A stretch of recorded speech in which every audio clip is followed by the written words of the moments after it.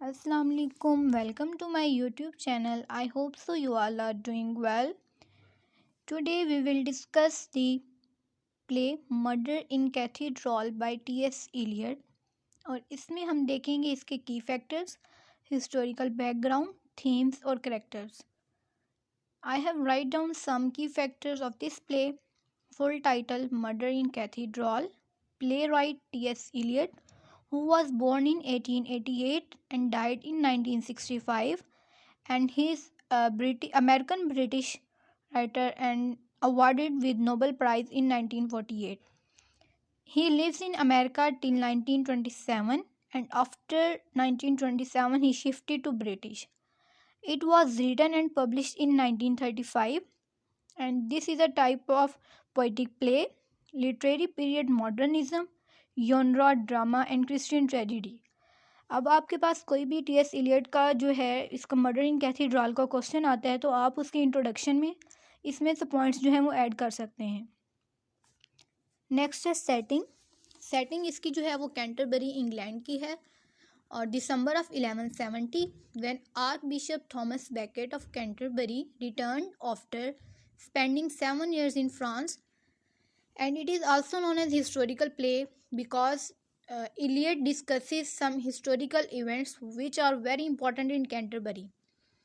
और ये प्ले जो है वो कंप्लीट हुआ था 2 दिसंबर एक मंथ में और 2 दिसंबर टू 29 दिसंबर. अब 2 दिसंबर वो डेट थी जब हमारे पास थॉमस बैकेट वापस आया था इंग्लैंड फ्रांस से 7 साल की एग्जाइल होने के बाद वापस आया था 2 दिसंबर को इंग्लैंड में कैंटरबरी में. नेक्स्ट है स्ट्रक्चर.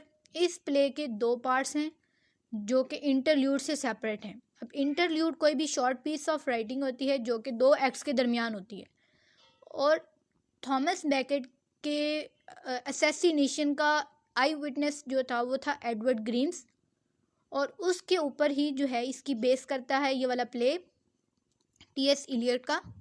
और उसकी जो बुक थी उसके जो वर्क था the life of saints by Edward Grimes जिसने उसमें जो है असैसिनेशन ऑफ थॉमस बैकेट को डिस्कस किया है और उसी के ऊपर ही इसका प्ले जो है वो बेस करता है.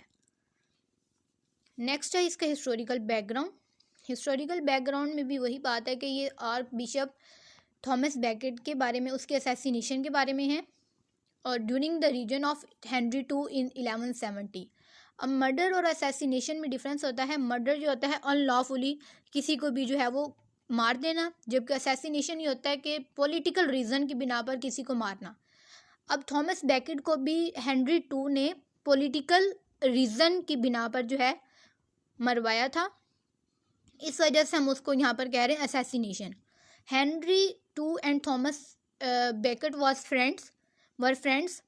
हेनरी टू चांसलरशिप उसने उसको दी थी अपने फ्रेंड थॉमस बैकेट को ये सोचते हुए कि जब उसका फ्रेंड जो है चांसलर बन जाएगा तो उसके फ्रेंड के थ्रू जो चर्च में जो डोमिनेंट होगा और होल्ड होगा उसका किंग का ही होगा.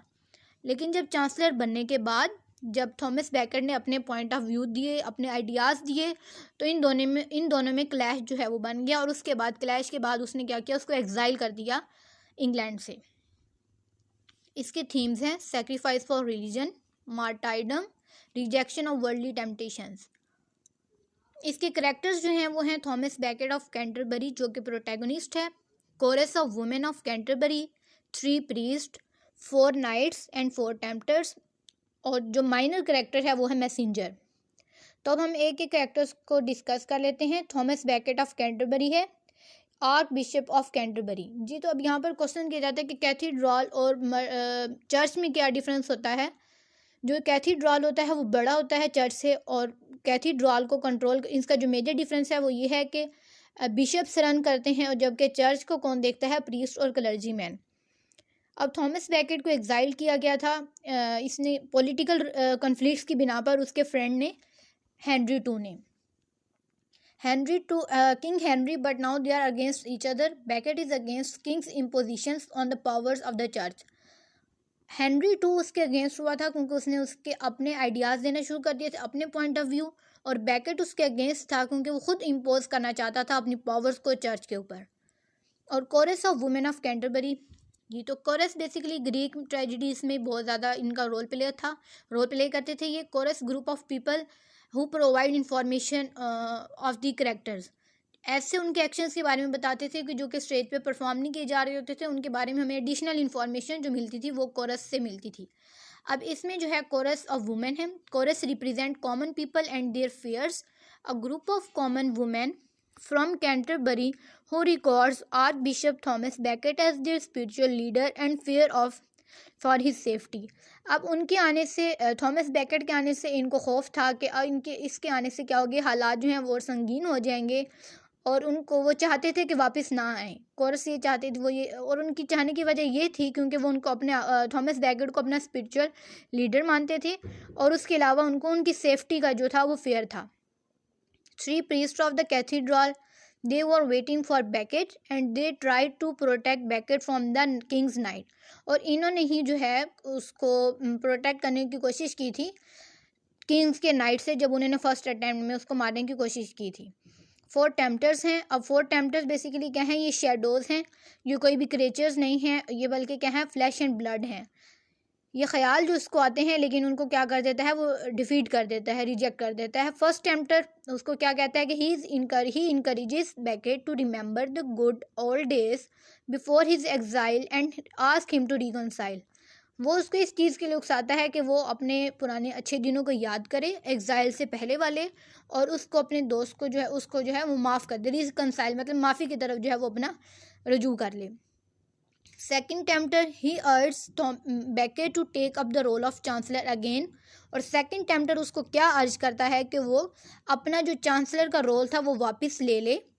और जो थर्ड टेम्पटर था, to end Henry's reign he should align himself with the barons and such a coalition would have strengthened the hands of the church and also extend the power of the pope. ये चाहते थे कि ये अपने जो हैं और बैरोन्स के साथ मिलकर उसके रीजन को हेनरी टू के ख़त्म कर दें, मतलब उसका मुकाबला करे। और जो फोर्थ टेम्पटर था, fourth tempter encourages Becket to pursue martyrdom. और इसने जो है उसको शहादत के लिए जो है वो उकसाया। इसने चारों को जो है वो रिजेक्ट किया, और इसने कहा जो फोर्थ है उसके अकॉर्डिंग वो जो है वो सबसे ज़्यादा बैड वन है। क्यों? क्योंकि वो ये चाहता है कि गुड एक्शन करे थ्रू द, अच्छे काम करे थ्रू बैड एक्शन। और 4 नाइट्स हैं। 4 नाइट्स से इन 4 नाइट्स ने ही जो है थॉमस बैकेट को मारा था, उसको असैसिनेशन की थी। 2 अटैम्प्ट की थी, फर्स्ट अटैम्प्ट में वो फेल हो गए थे, सेकंड अटैम्प्ट में उनको जो है उसने उनको किल कर दिया। और लास्ट पे उन्होंने स्पीच दी थी अपने जो है मर्डर को, अपनी असैसिनेशन को जस्टिफाई करने के लिए।